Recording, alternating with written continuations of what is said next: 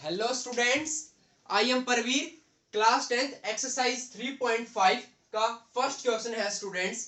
देखिए, which of the following pair of linear equations. हमें क्या दिया गया है स्टूडेंट्स से?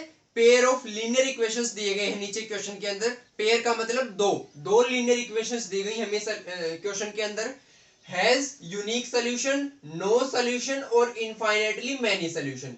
हमें ये चेक कर कर बताना है कि भाई ये जो पेयर ऑफ लीनियर इक्वेशंस दी गई हैं इनमें यूनिक सोल्यूशन आएगा, नो सोल्यूशन आएगा या इनफाइनाइटली मैनी सोल्यूशंस आएंगे। इन लीनियर इक्वेशंस के भाई यूनिक यानी एक सोल्यूशन आएगा, नो सोल्यूशन मतलब कोई भी सोल्यूशन नहीं आएगा, या इनफाइनाइटली मैनी सोल्यूशंस मतलब बहुत ज्यादा अनंत अनगिनत सोल्यूशंस आएंगे। ठीक है, हमें ये बताना है चेक कर कर। उनके लिए कैसे बताएंगे ये हम पहली वाली एक्सरसाइज से हम पढ़ते आ रहे हैं। 3.1 है वहां से पढ़ते आ रहे हैं। और 3.1 के बाद मैंने बता दिया था आपको सोल्यूशन का केस। अब ग्राफिकल मेथड हमने पढ़ना स्टार्ट किया था, तभी जो हमने केस पढ़ लिया था कभी कब यूनिक आएगा, कब इनफाइनाइट मैनी सोल्यूशन आएगा और कब नो सोल्यूशन आएगा। 3.2 के अंदर स्टार्ट हो गया था। ये मैंने यहाँ पर फिर भी साइड के अंदर लिख दिए हैं। कैसे चेक करते हैं भाई कि उनका सोल्यूशन किस प्रकार का आएगा।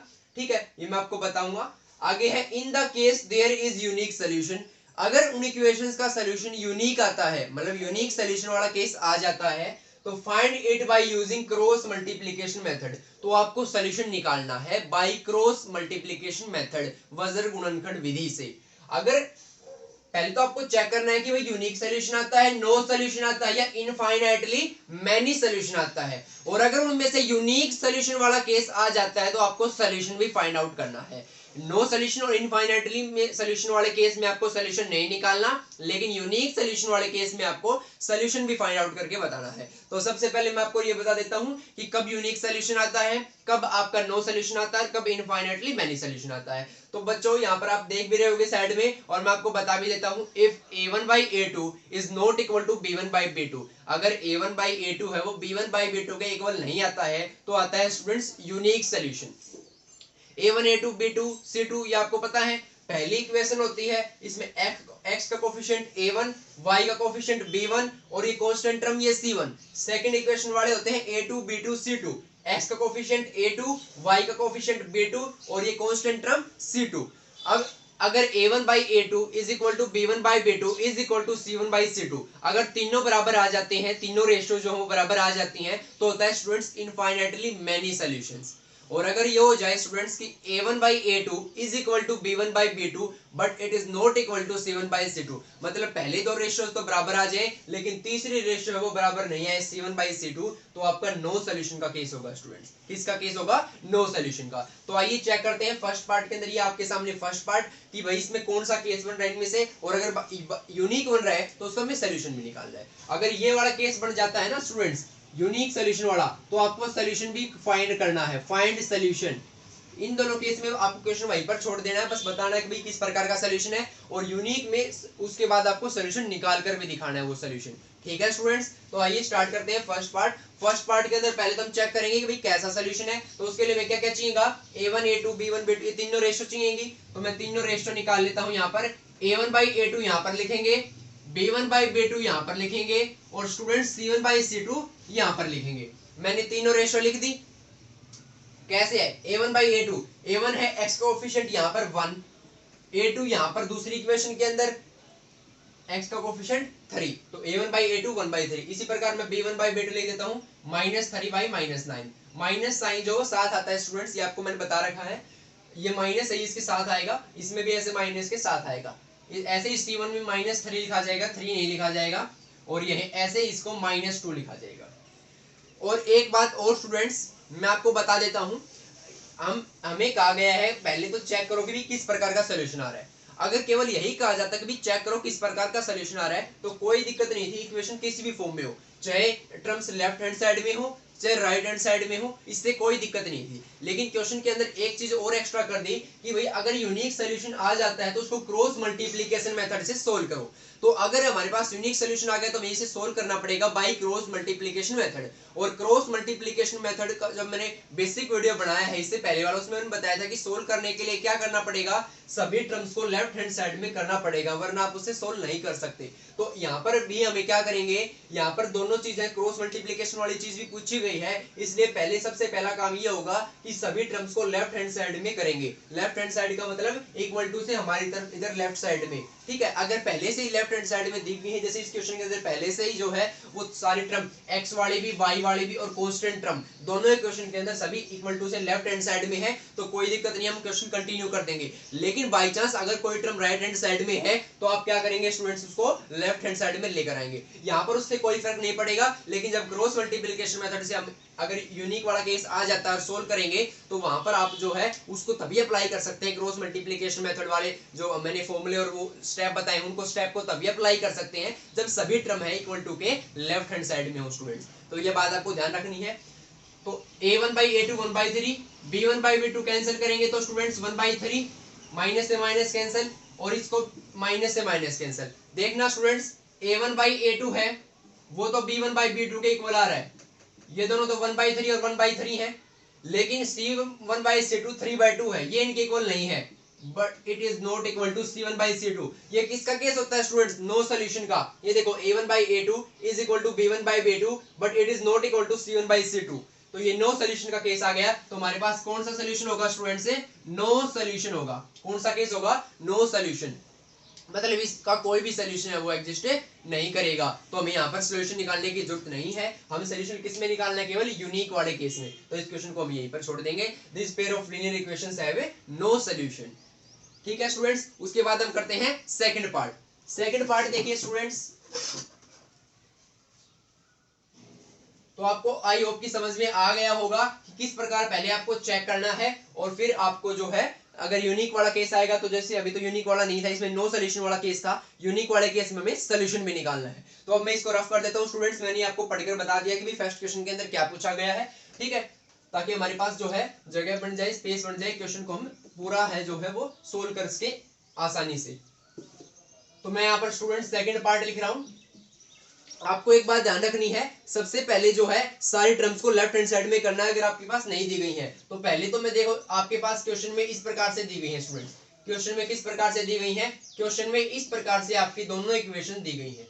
मेरे पास ये दो इक्वेशन है स्टूडेंट्स, 2x + y = 5 और 3x + 2y = 8। अब यहाँ पर देखो स्टूडेंट्स, ये जो कांस्टेंट है दोनों इक्वेशन में इक्वल टू के राइट हैंड साइड में है, राइट हैंड साइड में हमें नहीं रखनी है, हमें सभी टर्म्स को किस में लाना है स्टूडेंट से, लेफ्ट हैंड साइड में लाना है। तो इनको हम लेफ्ट हैंड साइड में लाएंगे तो ये इक्वेशन हो जाएगी 2x + y, इस 5 को इधर लाएंगे तो ये उधर देखो, उधर प्लस का था, इधर आकर माइनस का हो जाएगा -5, अब उधर कुछ नहीं बता 0, इसको हम लिखेंगे स्टूडेंट्स 3x + 2y - 8 = 0। तो इन इक्वेशंस को पहले हम इस फॉर्म में लिखेंगे, बाद में हम क्वेश्चन करना स्टार्ट करेंगे, ये बात आपको ध्यान रखनी है। अब हम क्या निकालेंगे स्टूडेंट्स, तीनों रेशियो निकालेंगे, क्योंकि सबसे पहले हम चेक कर रहे हैं कि कौन सा केस बन रहा है इन तीनों में से। तो सबसे पहले ये रेशियो निकालेंगे। तो रेशियो क्या क्या है हमारे पास, a1/a2,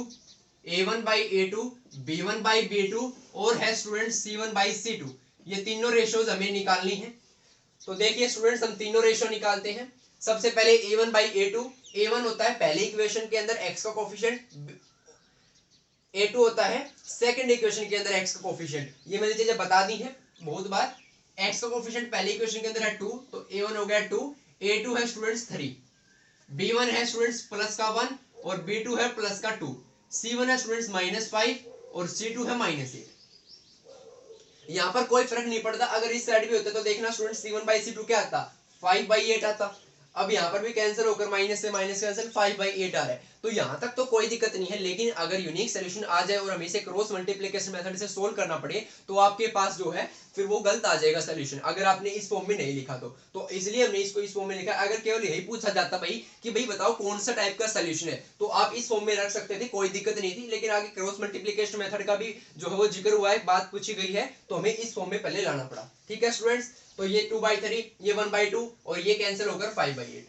सबसे पहले देखेंगे क्या है, तो देखो a1/a2 2/3 है, b1/b2 1/2 है, पहले दोनों ही बराबर नहीं है। अगर फर्स्ट 2 ही बराबर नहीं आ रहे हैं, फर्स्ट दोनों रेशियो ये a1/a2 और b1/b2, तो थर्ड रेशियो को चेक करने की जरूरत नहीं है, ये सीधा यूनिक सोल्यूशन वाला केस होता है, a1/a2 is not equal to b1/b2। तो इसमें कौन सा केस आ गया स्टूडेंट से, यूनिक सोल्यूशन का केस आ गया। यूनिक सोल्यूशन का मतलब क्या है, इसका एक सोल्यूशन है वो है, और वो हमें अब निकालना है, क्योंकि यूनिक वाले केस में हमें सोल्यूशन निकालना है। तो हम सोल्यूशन निकालेंगे स्टूडेंट से, सोल्यूशन निकालिए स्टूडेंट्स, इसका कैसे निकालेंगे, भाई क्वेश्चन में कहा गया क्रॉस मल्टीप्लीकेशन मेथड, तो क्रॉस मल्टीप्लीकेशन मेथड में मैं क्या करता हूँ, एक्स वाई और 1। अब क्रॉस मल्टीप्लिकेशन मेथड से कैसे हम क्वेश्चन को सोल्व करते हैं और क्रॉस मल्टीप्लिकेशन मेथड में क्या क्या स्टेप्स इन्वॉल्व है, इसके लिए मैंने एक अलग से वीडियो बनाई है। जो जिसने वो बेसिक वीडियो नहीं देखी है क्रॉस मल्टीप्लिकेशन मेथड की, उस वीडियो का लिंक आपको इस वीडियो के डिस्क्रिप्शन बॉक्स के अंदर मिल जाएगा, आप वहां पर जाकर उसे देख सकते हैं। उसके अंदर मैंने step by step cross multiplication method से कैसे हम इक्वेशंस को सोल्व करते हैं ये बताया है, तो वो देख लीजिए आप अगर नहीं देखी है तो। आइए ये करते हैं, क्या करते हैं, सबसे पहले हम एक डायग्राम, पहले तो वो वही काम करते हैं स्टेप 1 के अंदर कि वही सभी टर्म्स को हम लेफ्ट हैंड साइड में लाते हैं, वो हमने पहले ही कर लिया था स्टूडेंट्स, ठीक है। अब हम करेंगे x y और 1, थोड़े थोड़े स्पेस में यहाँ पर इनको लिखेंगे। अब क्या करेंगे, x के नीचे लिखेंगे यहाँ पर b1, यहाँ पर b2, यहाँ पर स्टूडेंट्स c1 c2, x और y के बीच में, फिर y और 1 के बीच में लिखेंगे a1 a2 और 1 के बाद अगेन लिखेंगे b1 b2। ये स्टेप है एक प्रकार से, ये कहां से आ गया ये नहीं है, यहाँ से ये स्टेप के अंदर है। ये क्या करना है, यहाँ पर b1 b2, यहाँ पर c1, देखो ये b1 b2, फिर c1 c2, फिर a1 a2, फिर again b1 b2, b1 b2 c1 c2 a1 a2 again b1 b2। आपको ऐसे यहाँ पर वैल्यू लिखनी है। ये स्टेप है, स्टेप के जो हम अकॉर्डिंग चल रहे हैं, क्रॉस मल्टीप्लिकेशन मेथड का जो प्रोसीजर है उसके अकॉर्डिंग चल रहे हैं, हम इक्वेशन को सोल्व कर रहे हैं। तो यहाँ पर b1 की वैल्यू स्टूडेंट्स प्लस का 1, मैं वैल्यू पुट कर रहा हूँ यहाँ पर। ये x से पहले लिखनी है, ये 1 के बाद में, ये x और y के बीच में, ये y और 1 के बीच में। तो b1 है 1, b2 है स्टूडेंट्स हमारे पास 2, b2 2। अब है c1, c1 है स्टूडेंट्स -5, कितनी है स्टूडेंट्स c1 -5, c2 है स्टूडेंट्स -8, c2 कितनी है -8। अब है a1, a1 है स्टूडेंट्स 2 और a2 है स्टूडेंट्स 3। b1 है स्टूडेंट्स हमारे पास फिर से अगेन 1 और b2 अगेन 2, ये 1 और 2 ये तो लास्ट और फर्स्ट वाली सेम आएंगी, यहाँ पर भी b1 b2 है, यहाँ पर भी b1 b2 है, ठीक है। ये हमने सभी की वैल्यू पुट कर दी स्टूडेंट्स। अब हमें क्या करना है, क्रॉस मल्टीप्लिकेशन करनी है, क्योंकि नाम में ही है क्रॉस मल्टीप्लिकेशन मेथड, यानी उसके अंदर क्रॉस मल्टीप्लिकेशन होगी। तो उससे पहले हम चेक कर लेते हैं एक बार। देखो 2 1 2 -5 -8 2 3 और 1 2। अब हम क्या करेंगे स्टूडेंट से, यहाँ पर लिख देंगे x divide is equal to y divide और इज इक्वल टू 1 डिवाइड, ऐसे तीनों के डिवाइड में इज इक्वल टू लगाकर छोड़ देंगे। अब डिवाइड में क्या आएगा इन तीनों के, x के डिवाइड में क्या आएगा, जो x के साथ कोरस्पोंडिंग में जो ये दो है ना, ये दो कॉलम्स है, इनके अकॉर्डिंग इनकी क्रॉस मल्टीप्लिकेशन, मतलब x इन दोनों कॉलम्स के बीच में है तो इन दोनों की क्रॉस मल्टीप्लिकेशन x के नीचे आएगी। इस और इस कॉलम के बीच में y है तो इन दोनों कॉलम्स की क्रॉस मल्टीप्लिकेशन y के नीचे आएगी। 1 किन के बीच में है, इस और इस कॉलम के बीच में, तो इन दोनों कॉलम्स की क्रॉस मल्टीप्लिकेशन 1 के नीचे। अब कैसे क्रॉस मल्टीप्लिकेशन करेंगे वो भी मैं आपको बता देता हूं, देखिए ध्यान से। क्या करना है, इससे इसकी मल्टीप्लाई करनी है, b1 की यहाँ पर जो c2 था उससे मल्टीप्लाई करनी है, तो यानी इस टर्म की इस नंबर की इस नंबर से मल्टीप्लाई, तो 1 और -8 की मल्टीप्लाई -8। अब माइनस लगाना है आपको खुद से, ये आपको खुद से लगाना है, ये लिखने के बाद माइनस, ये स्टेप के अंदर इन्वॉल्व होता है। फिर इसकी और इसकी मल्टीप्लाई, तो 2 और -5 की मल्टीप्लाई स्टूडेंट्स -10, तो यहाँ पर -10। ये माइनस तो हमने जो स्टेप के अंदर इन्वॉल्व होता है, क्रॉस मल्टीप्लिकेशन वाले स्टेप के अंदर इन्वॉल्व होता है, वो खुद से लगाया है। और ये माइनस है, ये 2 और 5 की मल्टीप्लाई करने पर, -5 की मल्टीप्लाई करने पर -10 आया है, वो माइनस है, ठीक है स्टूडेंट्स। अब यहाँ पर तो x का काम हो गया, अब y का काम। y देखो स्टूडेंट्स, y इन दोनों के बीच में है, तो इसकी और इसकी मल्टीप्लाई -5 और 3 की मल्टीप्लाई -15। अब एक माइनस आपको खुद से लगाना स्टूडेंट्स। अब इन दोनों की मल्टीप्लाई -8 और 2 की मल्टीप्लाई -16, ठीक है स्टूडेंट्स। अब उसके बाद 1 के नीचे देखो, ये इन दोनों कॉलम्स के बीच में है 1, तो इन दोनों कॉलम्स की क्रॉस मल्टीप्लिकेशन, तो 2 और 2 की स्टूडेंट्स 4 माइनस, ये माइनस आपको खुद से लगाना है, हर एक में लगाना है। और अब 3 और 1 की मल्टीप्लाई 3। हमने इतना काम कर लिया, ठीक है। अब कुछ भी नहीं बचा, अब हमें x और y की सीधी वैल्यू निकालनी है। यहाँ से कैसे निकालेंगे, देखना स्टूडेंट्स, जब मैंने बताया था उसमें क्रॉस मल्टीप्लिकेशन मेथड वाली वीडियो में कि जब x की वैल्यू निकालनी हो तो x वाली जो टर्म है इसको 1 वाले के इक्वल पुट कर दो, y वाले टर्म को छोड़ दो, हटा दो, ये हमें उसमें लेनी ही नहीं है। x की वैल्यू निकाले तो सीधी x को 1 वाले टर्म के इक्वल पुट कर दो, x की वैल्यू आ जाएगी। y की वैल्यू निकालनी हो तब इस y वाले टर्म को 1 के इक्वल पुट कर दो, यानी 1 वाली टर्म के इक्वल, इसके इक्वल, जो भी आंसर आए इसके इक्वल, तो आपके y की वैल्यू आ जाएगी। उस केस में आपको x की वैल्यू नहीं लेनी है। जब आपको x की वैल्यू निकालनी है तो y छोड़ देना है, y की वैल्यू निकालनी है तो x वाली टर्म छोड़ देनी है। तो सबसे पहले हम x की निकालते हैं, तो x बाई -8 और ये माइनस माइनस प्लस हो जाएगा, प्लस का 10 यानी प्लस का 2 बचेगा। ये तो बच गई x/2। इसको इक्वल किसके इक्वल पुट करना है, इस 1 वाले टर्म के इक्वल। तो 1 के डिवाइड में 4 - 3 1, ये तो 1 ही बन गया। x/2 is equal to 1। यहाँ से x की वैल्यू आ गई स्टूडेंट्स, ये 2 उधर चला जाएगा 2। x की वैल्यू कितनी आ गई स्टूडेंट्स हमारे पास है 2। x की वैल्यू आ गई। अब y की वैल्यू निकालेंगे, y की वैल्यू निकालेंगे तो y वाले टर्म को इसके इक्वल पुट कर देंगे। तो y वाले टर्म है y डिवाइड में -15 + 16, क्योंकि माइनस माइनस प्लस हो जाएगा, कितना हो गया प्लस का 1, और इज इक्वल टू 1 है स्टूडेंट्स। तो y की वैल्यू कितनी आ गई 1। तो x की वैल्यू आ गई स्टूडेंट्स 2, y की वैल्यू 1। ये हमने किए हैं सोल्व इक्वेशंस को, पेयर ऑफ लीनियर इक्वेशंस को क्रॉस मल्टीप्लिकेशन मेथड से सोल्व किया है। तो क्रॉस मल्टीप्लिकेशन मेथड है, बहुत ही इजी मेथड। एक बार अगर आपको समझ में आ गया तो, अगर आपको अभी भी कोई भी कहीं पर भी आपको दिक्कत महसूस हो रही है, लेकिन मैंने फिर भी एक एक चीज आपको ध्यान से बताई है, लेकिन अगर फिर भी आपको कोई प्रॉब्लम आ रही है तो इसकी बेसिक वीडियो आप जरूर देख लेना क्रॉस मल्टीप्लिकेशन मेथड की। इससे पहले पिछली वाली वीडियो थी, उस वीडियो का लिंक आपको डिस्क्रिप्शन बॉक्स के अंदर भी दिया गया है, आप वहां पर जाकर देख लीजिए। उसके अंदर तो मैंने बिल्कुल एक एक स्टेप को अच्छी तरह से जो है रिवाइज करवाया है, एक अच्छी तरह से आपको पढ़ाया है, और यहाँ पर भी मैंने हर एक स्टेप को फिर से जो है मैंने आपको बताया है कि भाई किस प्रकार से आपको x और y की वैल्यू निकालनी है। आई होप कि आपको समझ में आ गया होगा अच्छी तरह से। तो इस प्रकार अपनी क्रॉस मल्टीप्लिकेशन मेथड से इक्वेशन को सोल्व करना है। स्टूडेंट्स अब हम स्टार्ट करते हैं थर्ड पार्ट। ये हमने 2 पार्ट कर लिए फर्स्ट क्वेश्चन के अंदर, 4 पार्ट है तो 2 पार्ट और बचते हैं, तो 2 पार्ट और कर लेते हैं हम स्टूडेंट्स। देखिए थर्ड पार्ट है हमारे पास। तो आपको इस प्रकार से पहले चेक करना है कि किस टाइप का सोल्यूशन आएगा, और फिर आपको जो है बताना है कि भाई मतलब यूनिक सोल्यूशन आता है तो उसका सोल्यूशन क्या है। ठीक है स्टूडेंट्स, तो थर्ड पार्ट देखिए। थर्ड पार्ट में है स्टूडेंट्स एक इक्वेशन है 3x - 5y = 20, 3x - 5y = 20, और दूसरी इक्वेशन है स्टूडेंट्स 6x - 10y = 40। ये दो इक्वेशंस हमारे पास। सबसे पहले हमें चेक करना है कि किस टाइप का सोल्यूशन आएगा। तो उसके लिए मैंने क्या बता रखा है, तीनों रेशियो निकालेंगे। तीनों रेशियो कौन कौन सी होंगी, a1/a2, b1/b2 और स्टूडेंट c1/c2। तो तीनों निकाल लेंगे, कोई प्रॉब्लम नहीं हमें यहां तक। a1/a2, a1 है स्टूडेंट्स 3, a2 है 6, b2 है -5 सॉरी b1, और b2 है -10, c1 है 20 और c2 है 40। जो कैंसिल हो रहे हैं उनको कैंसिल कर दो, 3 6 1/2, माइनस से माइनस कैंसिल, 5/10 1/2, ये भी कैंसिल होकर 1/2। तीनों बराबर आ रहे हैं स्टूडेंट्स, तीनों बराबर मतलब a1/a2 वो बराबर आ रहा है b1/b2 के, और वो बराबर आ रहा है c1/c2 के। देखो तीनों की वैल्यू 1/2 आई है, तीनों जो है सेम आ रहे हैं, तीनों बराबर आ रहे हैं। तो ये कौन सा केस होता है, इनफाइनाइटली मेनी सॉल्यूशंस का केस। देखो ये वाला केस स्टूडेंट्स, तीनों जो है रेशियो बराबर आ रही है तो इनफाइनाइट मेनी सॉल्यूशन होते हैं। These pair of equations have infinitely many solutions. बस हो गया क्वेश्चन कंप्लीट। अभी हमें इसका सॉल्यूशन निकालना नहीं है, सॉल्यूशन केवल यूनिक वाले केस में भी निकालना है, ये क्वेश्चन के अंदर कहा गया है। अब एक पार्ट और बचता है स्टूडेंट्स, फोर्थ पार्ट, वो कर लेते हैं। देखिए ध्यान से, बिल्कुल इजी है फर्स्ट क्वेश्चन, आपको कोई भी प्रॉब्लम फेस नहीं होगी अगर आप step by step cross multiplication method से सोल्व करते हैं। तो क्रॉस मल्टीप्लिकेशन मेथड वाले क्वेश्चन में कोई भी प्रॉब्लम नहीं होगी। ठीक है, बिल्कुल इजी क्वेश्चन है ये। फर्स्ट क्वेश्चन का हमारे पास है students fourth part. Fourth part है students x - 3y - 7 = 0। First equation हमारे पास ये है, और दूसरी इक्वेशन है स्टूडेंट्स 3x - 3y - 15 = 0। ये दो इक्वेशन है स्टूडेंट्स हमारे पास, x - 3y - 7 = 0 और 3x - 3y - 15 = 0। क्रॉस पहले तो हम चेक करेंगे किस प्रकार का सॉल्यूशन आएगा। तो उसके लिए हम क्या निकालेंगे स्टूडेंट्स, रेशियो। तो a1/a2 = निकालेंगे यहाँ पर निकालेंगे b1/b2 और यहाँ पर निकालेंगे c1/c2। तो a1/a2 क्या है स्टूडेंट्स 1/3, b1/b2 -3y -3 और c1/c2 -7 -15। कैंसिल हो रही है चीज, वो कैंसिल कर दिया मैं 1।